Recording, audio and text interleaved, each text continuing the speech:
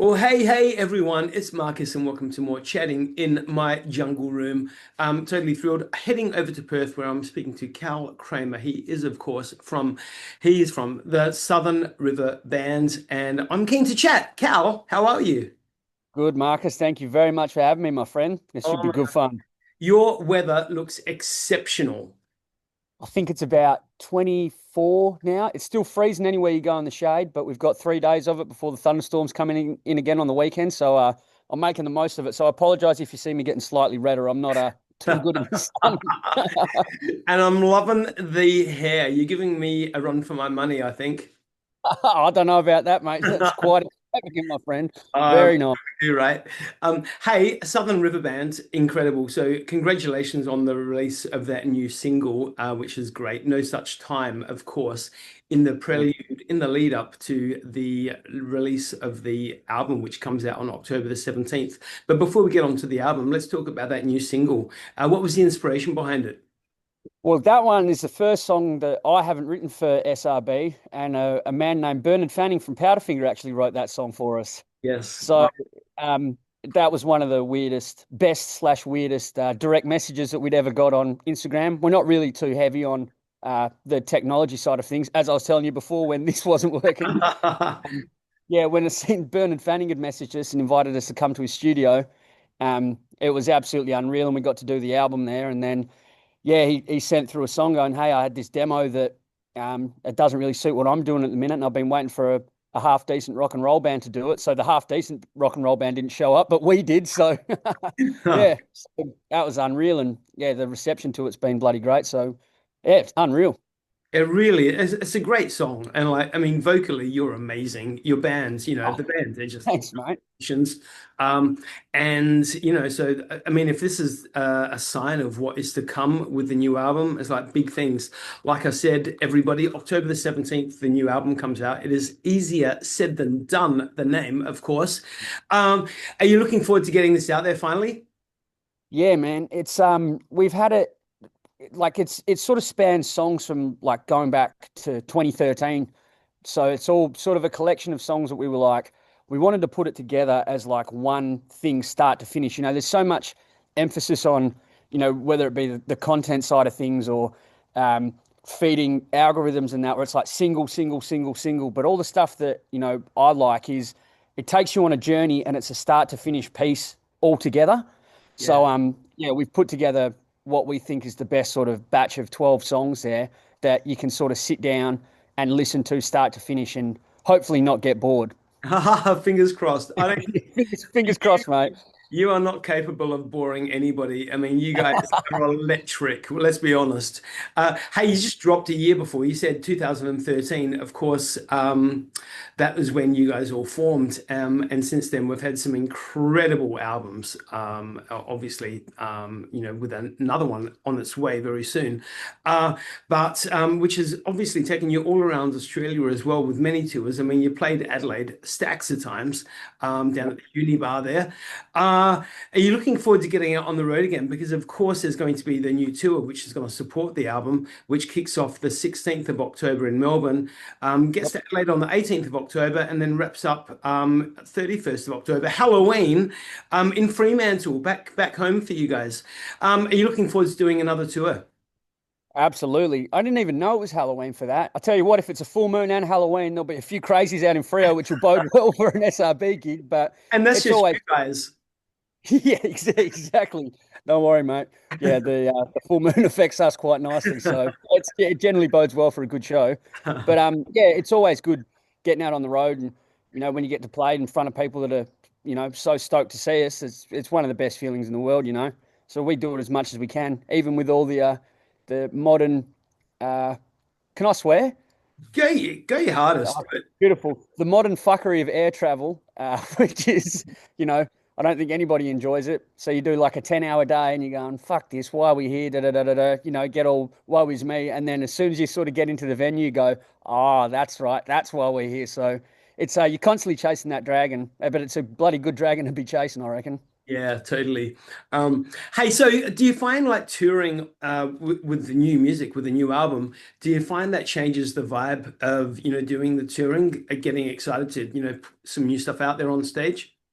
Absolutely. There's a couple of songs here that we haven't played for near on 8, 9 years, and there's some that we haven't played live at all. So it's actually quite exciting to be able to sit down and, because doing it in the studio is sort of one thing, although it's very similar to the way that we do it, but then having to sort of brush it up to get it ready for playing it live. And then you get that feeling because it's as new for the audience as it is for us. Yeah, It's different to when it's not saying that you dislike the songs, but when, you have a steak dinner every night for 2 weeks in a row, you start to go, oh, I want something else. And that's kind of the same with playing songs.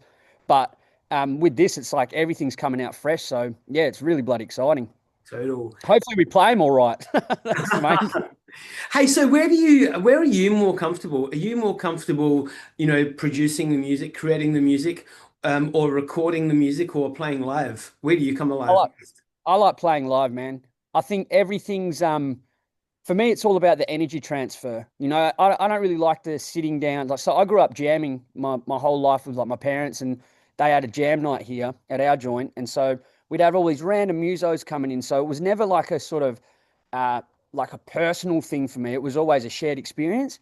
Yeah, So yeah. I really like the thing of when we're playing, you see people smiling and having a good time, and then it's just this back and forth that feeds on the whole thing. So I do, as much as I do like the studio, and when you can nail something that you know is going to be sort of time stamped, I like the playing live, with other people there, and yeah, sharing in the fun.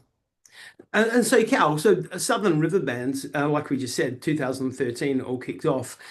How do you think, and so what is this, like 12 years later, how do you think your sound has developed? Or, what does the bands mean to you now that it didn't possibly mean, back then? It's pretty similar. I think obviously we're a lot better now, as you'd hope to be after this many years at it. Yeah, yeah, But it's kind of because we've always sort of viewed albums as like it's not just sort of one thing of like here's a bunch of Stan Quaylen's or here's a bunch of that. It's always sort of been songs driven and just about being. Wait, what's that? Sorry, stink bug just landed on my computer. If you smell anything, that's what it is. It's not me. um, but yeah, so it's kind of just been about like a steady progression and not reinventing the wheel or our own wheel, and yeah. just I just try to find whatever is exciting me at the time. If it's exciting me musically, then I think that that's something that we should sort of, knuckle down on, and that's generally how we do go about it. And over the course of the 12 years, what do you think has been one of your biggest challenges as a band?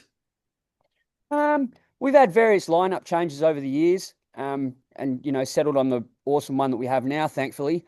Yeah, It's just I'd say the hardest thing is trying to be in a band in 2025 or across the last, say 10 years of touring and everything, how hard it is financially and the time that it takes. And you've got to be pretty bloody stupid, for lack of a better word, to sort of keep persisting at it.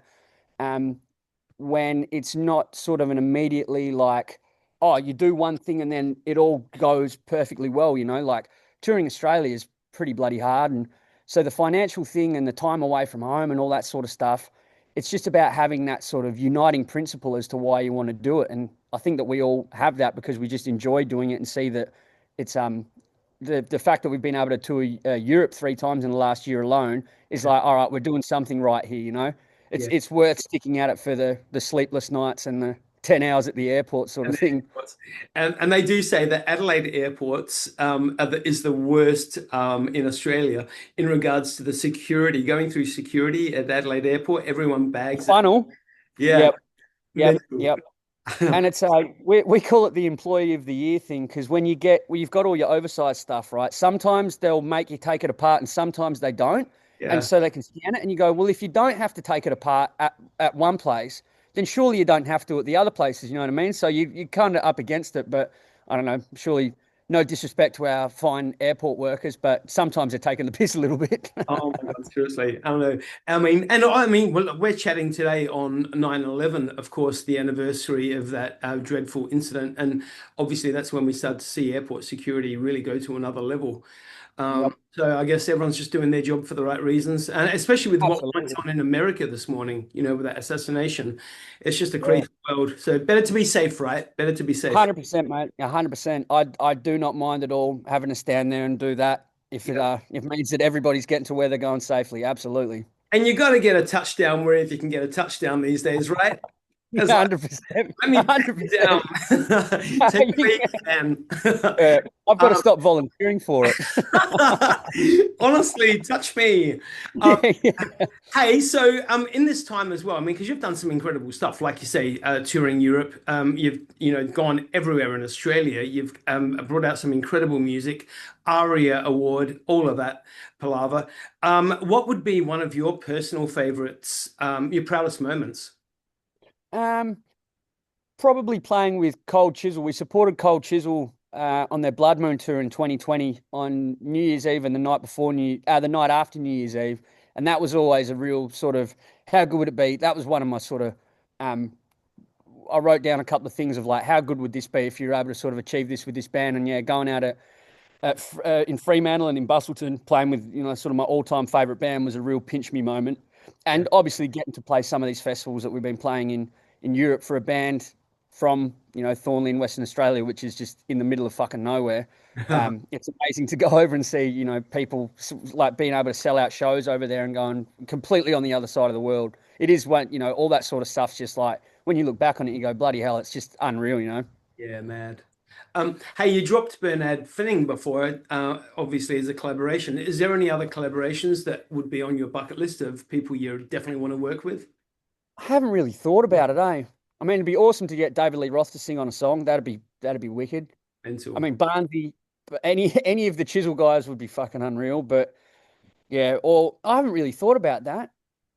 That might be something to consider, actually, Marcus. Sending out a few things, being like, "Hey, you want to come and sing on this?" But you might have spurred a little idea on there. There you go. Because I mean, you've obviously, I mean, speaking of Cold Chisel, Jimmy Barnes's brother-in-law, brother actually, not brother-in-law, brother, Swanee, John Yeah, Swan, yeah.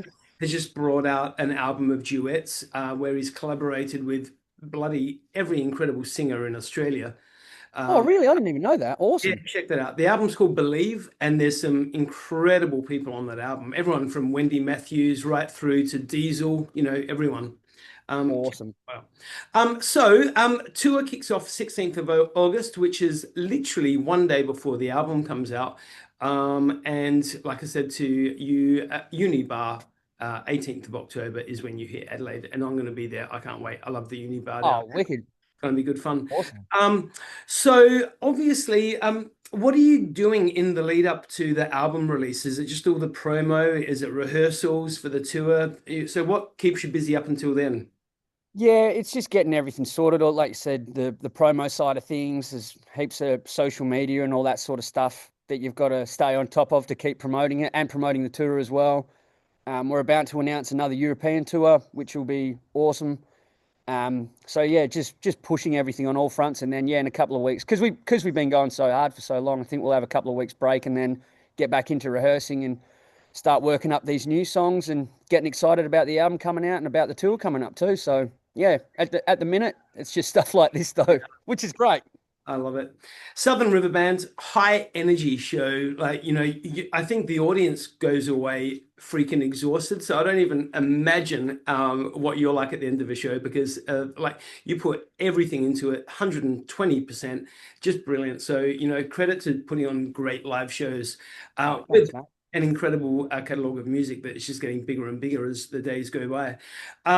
So, Cal Kramer, I just want to say thank you so much for the music that you put out. It's, I absolutely appreciate Thank it. you, I mate. love it. And I cannot wait for the album. Woo!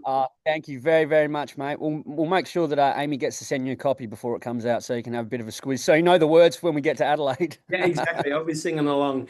Cal Kramer, thank Awesome. you so much. All the best. Much respect. And I'll chat to Thank you you, soon. Marcus. All right. Wicked. See you, mate.